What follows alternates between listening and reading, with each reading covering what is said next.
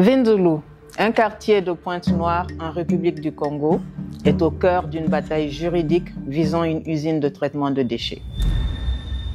Cette usine est exploitée par la société Metsa Congo, filiale du groupe indien Metsa, spécialisée dans le recyclage des batteries et autres produits industriels usagés contenant du plomb et de l'aluminium. Sa production est ensuite exportée vers plusieurs pays occidentaux.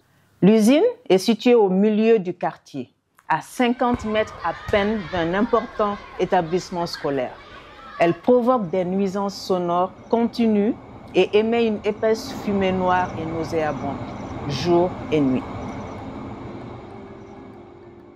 Les habitants et habitantes du quartier se plaignent depuis longtemps de ces émanations de l'usine, responsables, selon eux, de maux de tête et d'estomac, ainsi que de vomissements. La législation congolaise prévoit qu'une étude d'impact environnemental doit être réalisée préalablement à toute activité de développement économique.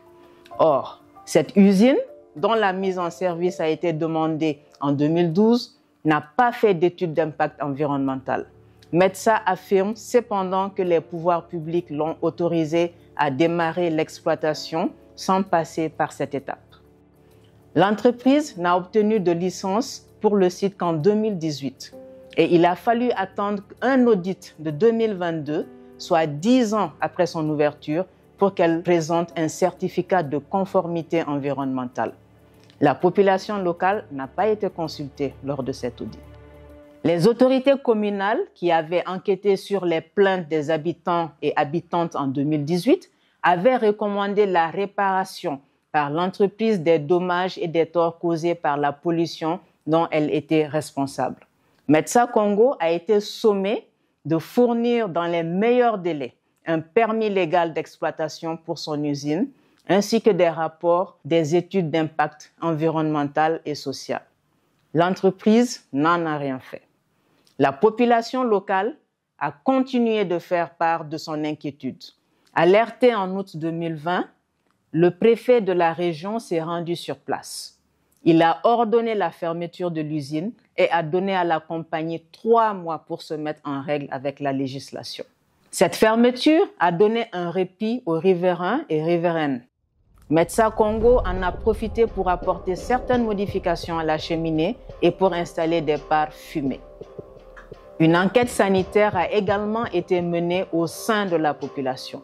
En octobre 2020, Metsa a pris à sa charge les analyses sanguines et les radiographies d'une dizaine d'habitants et d'habitantes. En novembre 2020, le délai de 3 mois étant écoulé, le ministère de l'Environnement a autorisé Metsa à reprendre ses activités après le paiement d'une amende et une mise en demeure exigeant de cette société qu'elle mette ses installations en conformité avec la réglementation environnementale. Les résultats de l'enquête sanitaire n'ont cependant jamais été communiqués. Rien n'a non plus filtré depuis concernant les mesures prises par l'entreprise pour se mettre en règle.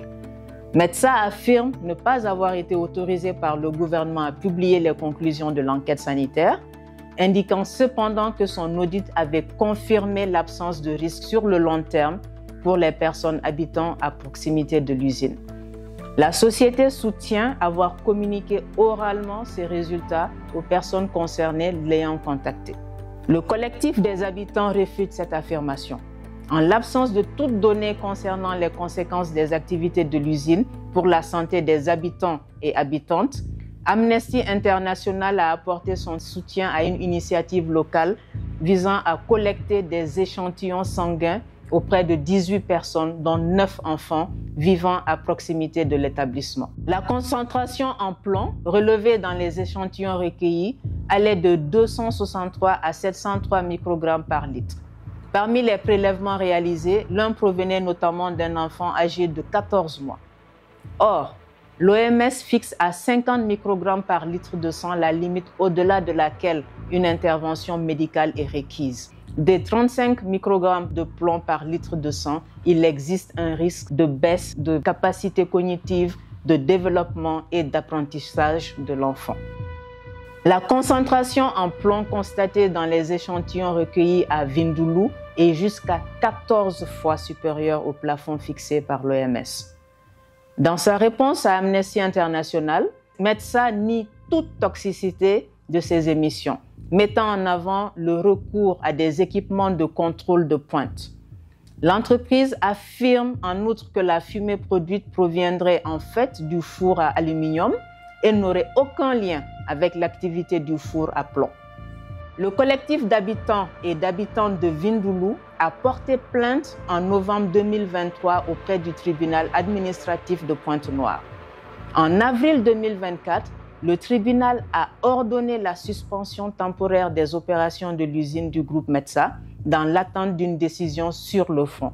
L'entreprise a fait appel. Les autorités doivent veiller à ce que la législation environnementale congolaise soit intégralement et correctement appliquée et à ce que les droits des habitants et habitantes de Vindoulou soient respectés.